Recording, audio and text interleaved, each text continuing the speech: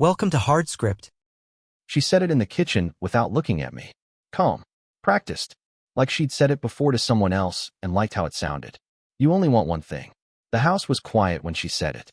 Not late-night quiet. Midday quiet. The kind that makes every word land harder than it should. I was standing by the counter, phone face down, notifications muted out of habit. She was scrolling through her own screen, thumb moving fast, stopping just long enough for a smile to flicker and disappear. I didn't argue. I didn't ask what she meant.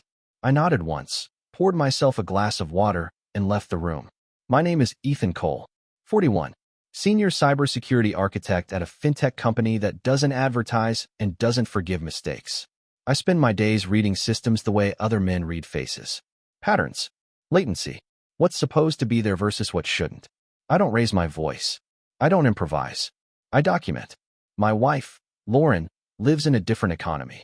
Attention. Engagement. Bodies in motion. She's a fitness blogger and online trainer with a clean brand and a million small reactions a day. Hearts. Fire emojis. Men who've been watching her stretch on a mat for years and think that means something. She says it's work. And most days, I believe her. That afternoon, she posted a story from the gym. New leggings.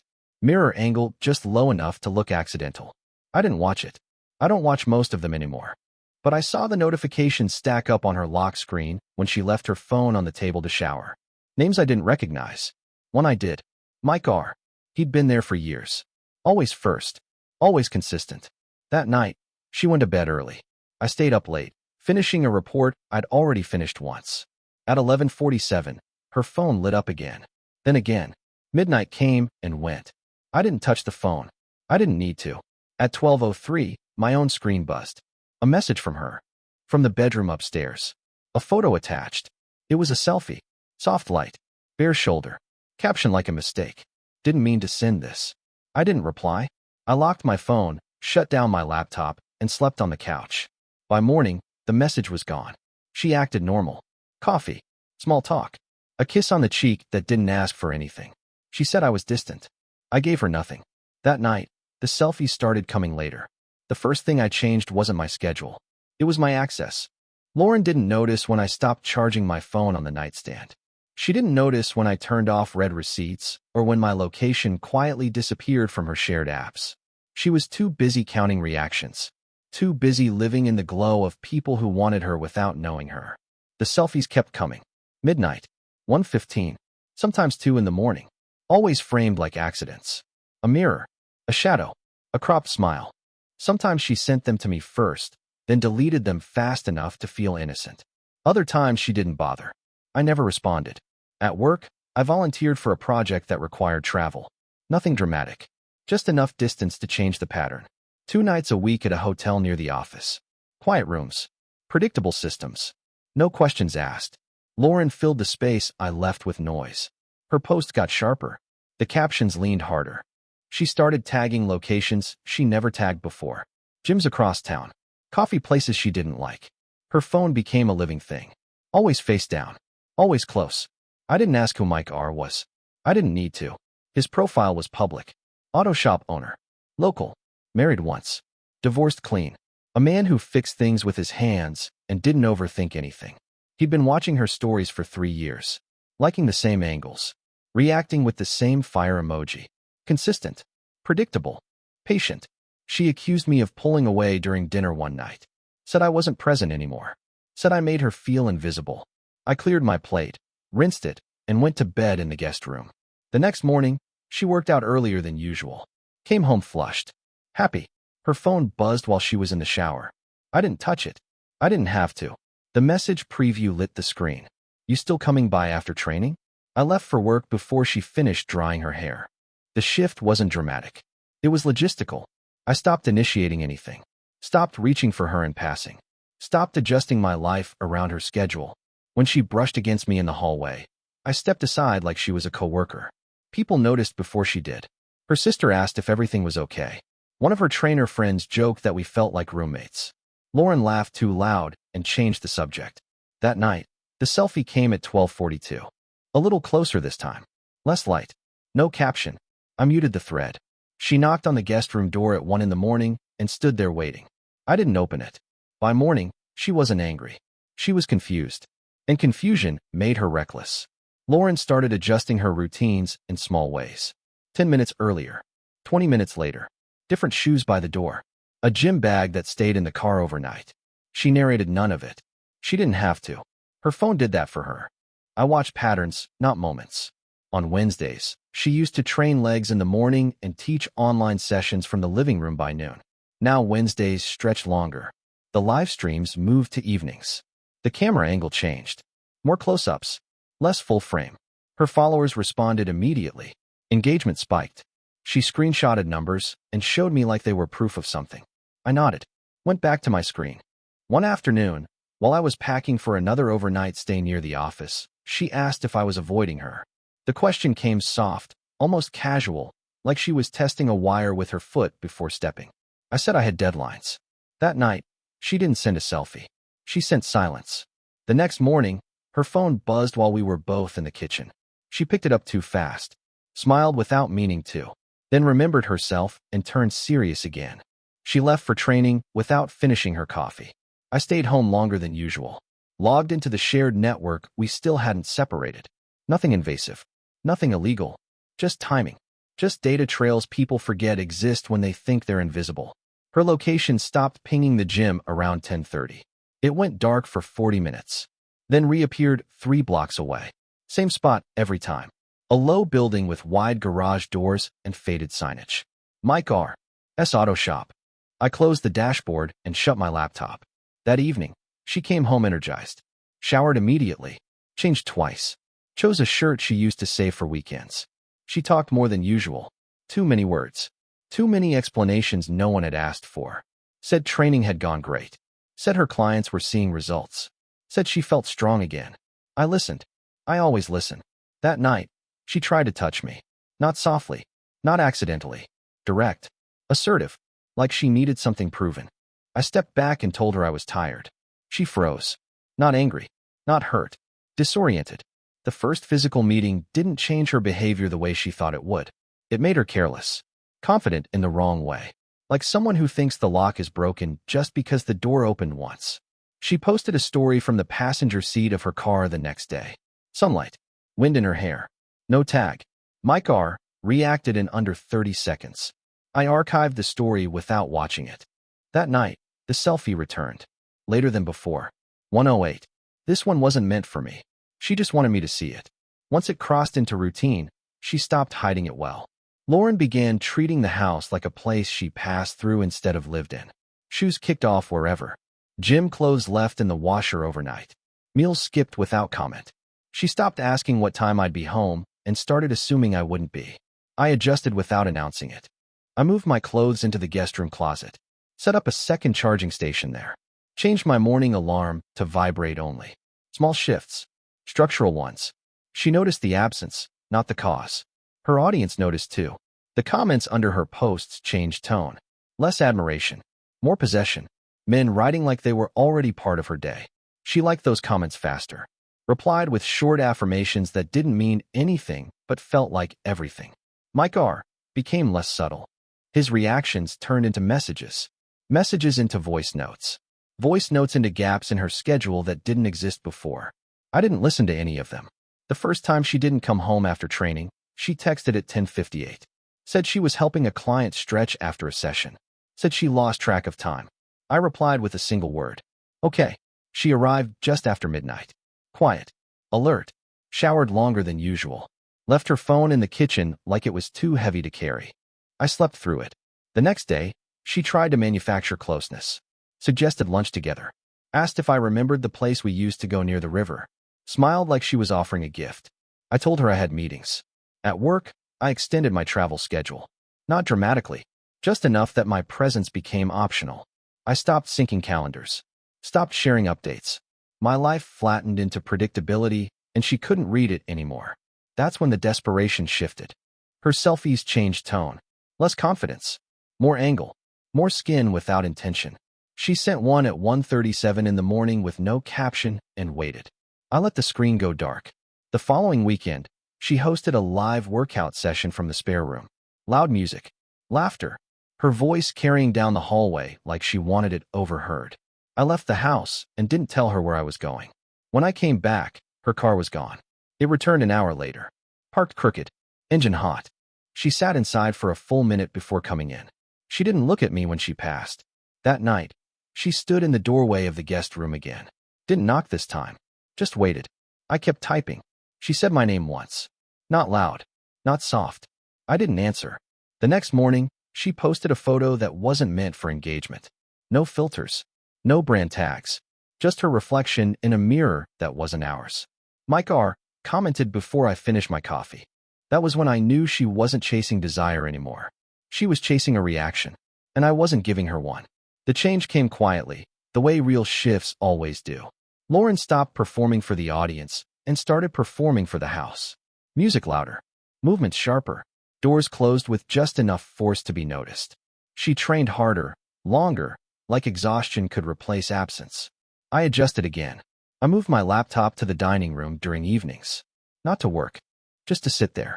Present, untouchable, a man occupying space without offering access. She tried conversation, neutral topics, schedules, groceries. She talked about a possible brand partnership that would bring in around $65,000 over 6 months, said it like it was proof of stability. I nodded and asked if she needed help reviewing the contract. She didn't answer that. Her phone buzzed constantly now. She stopped pretending otherwise. No more face-down rituals. No more bathroom locks. She wanted me to see the volume, the demand, the proof that she was wanted somewhere. Mike R.'s name appeared openly. No disguise. No effort. One evening, she mentioned him casually. Said he was helping her with her car. Said he gave good advice. Said he listened. I acknowledged the information and went back to typing. That night, she didn't send a selfie. She waited. When nothing came from me, she left the bedroom door open. Light on.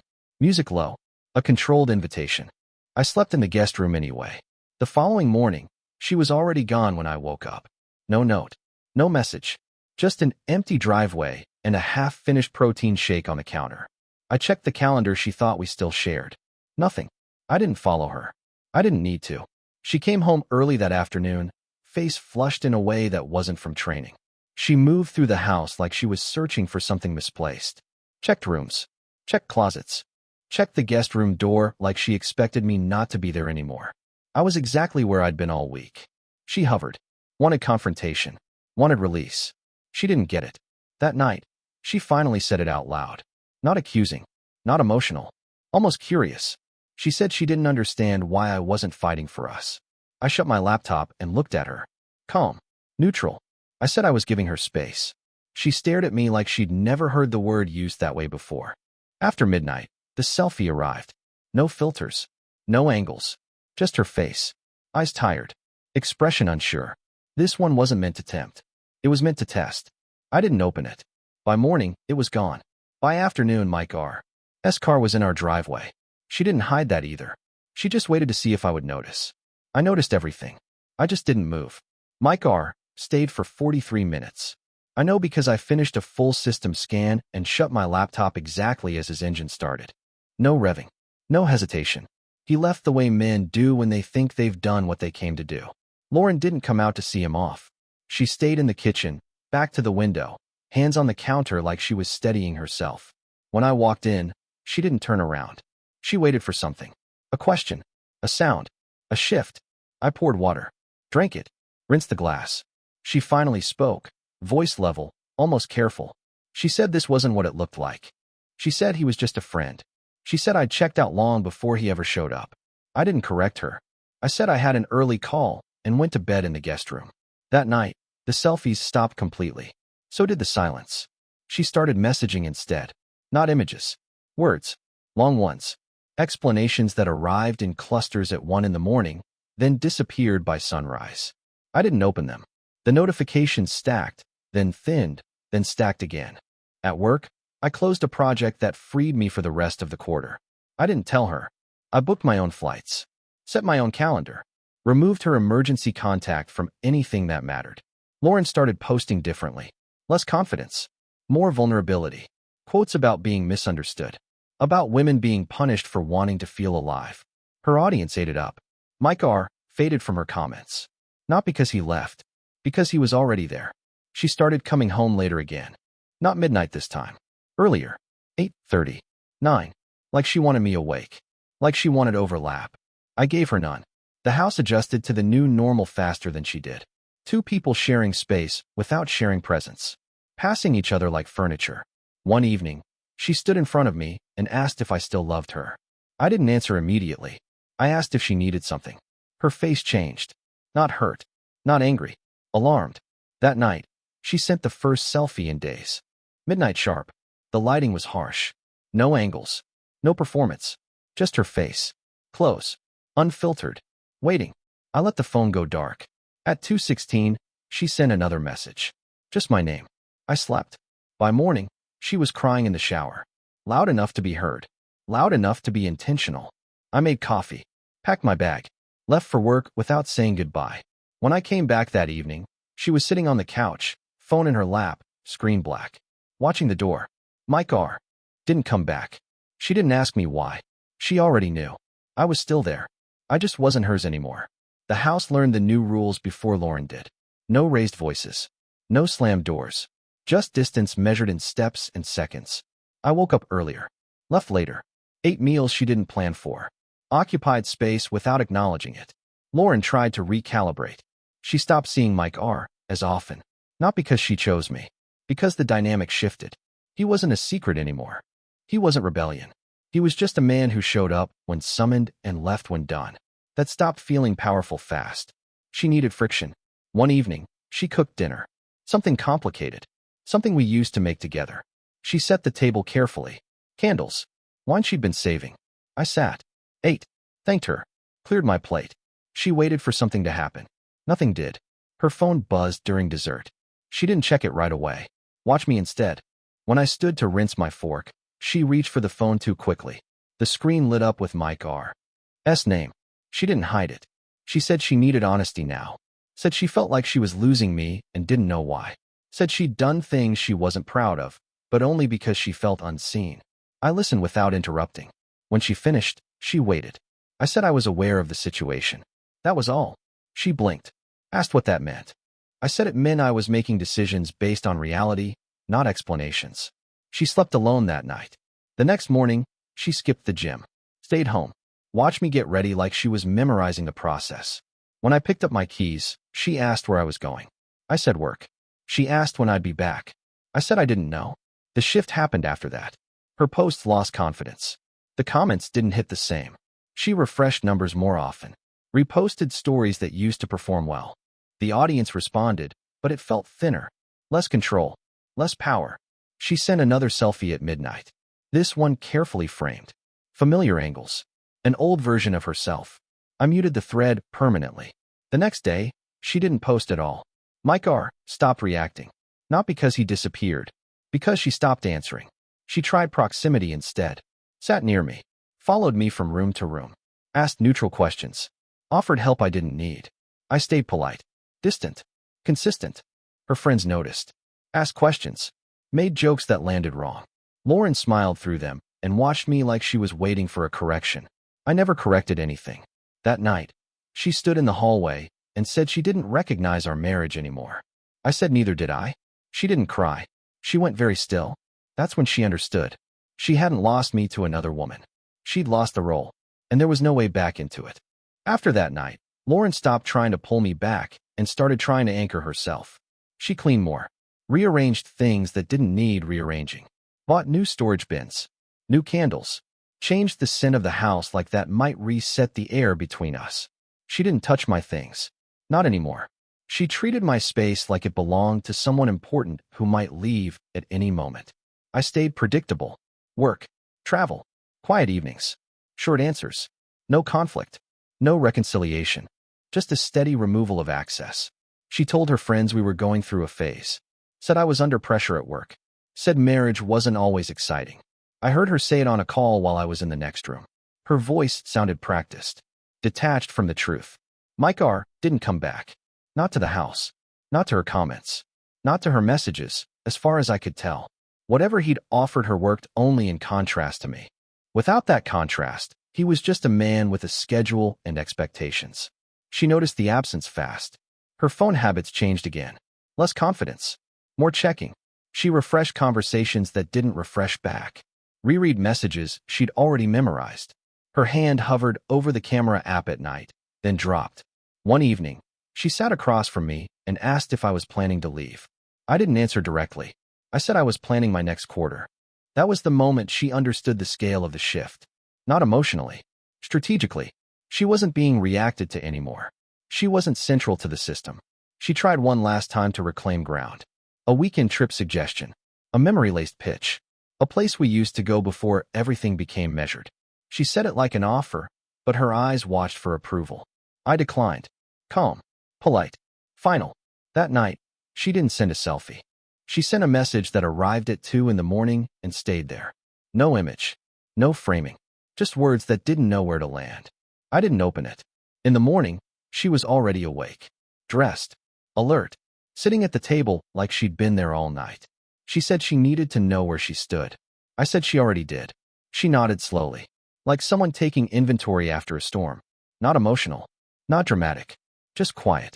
The house settled into something colder after that. Not hostile. Empty in a controlled way. I booked a longer project. 3 weeks. Different city. No overlap. She watched me pack without comment. No accusations. No tears. Just attention. The night before I left, my phone buzzed at midnight. A selfie came through. Soft lighting. Familiar angle. The kind that used to work every time. I turned the phone face down and went to sleep. By morning, it was gone. So was whatever power she thought it held. The city I flew to didn't matter. Same hotels. Same neutral rooms designed for people who didn't stay long. I unpacked half my bag and left the rest zipped, the way I always do when I don't intend to settle. Lauren texted the first night. Not a selfie. A photo of the living room. Clean. Too clean. Caption with nothing. I didn't respond. The second night, she sent a gym mirror shot. Old angle. Old timing. Midnight exactly. It stayed unread until morning, then disappeared. By the third night, the messages changed tone. Fewer images. More updates. She told me about her day without being asked. Told me about a client who canceled. About a post that didn't perform the way she expected. About silence she wasn't used to sitting in. I read none of it. Back home, the house started operating without me. Utilities stayed on. Groceries appeared and disappeared. The system held. It didn't need me present to function. That detail mattered. On the 5th night, she called. I let it ring. She didn't try again. Instead, she posted more. Longer captions. Stories that lingered too long on her face. Questions aimed at no one. Polls. Open-ended prompts designed to pull something out of strangers. The responses came. They always do. They just didn't land. Mike R. resurfaced briefly. A like. A comment. A familiar presence testing the ground. She didn't engage. Whatever she'd needed from him had expired. He wasn't useful without me on the other side of the equation. That realization hit her harder than anything I could have said. When I came back at the end of the 3rd week, the house smelled different again. New candles. New detergent. New attempt at atmosphere. Lauren stood in the doorway while I rolled my bag in. She didn't hug me. Didn't accuse. Didn't ask where I'd been. She asked if we should talk. I said we already had. That night, she didn't go to bed. She sat on the couch scrolling through old photos. I could tell by the light flickering through the hallway. Memories in sequence. Proof of something she no longer had access to. At 12:37, my phone buzzed. A selfie. The most deliberate one yet. Perfect light. Careful framing. The version of herself that built her audience in the first place. No caption. I didn't open it. In the morning, she was quiet. Not angry. Not performative. Just present in a way she hadn't been in months. She asked if I was done. I said I was finished making myself available to someone who only noticed me when I left. She nodded once. No tears. No argument. Just understanding, finally arriving too late to matter. The selfie stopped after that. So did the marriage. All that remained was logistics. And silence that didn't ask for anything anymore. The separation didn't arrive with drama. It arrived with paperwork. Lauren suggested mediation. Neutral language. Calm tone. She'd already rehearsed the phrasing. I agreed without conditions. We met in a quiet office with glass walls and neutral furniture designed to keep voices low. She talked more than I did. Explained timelines. Described feelings.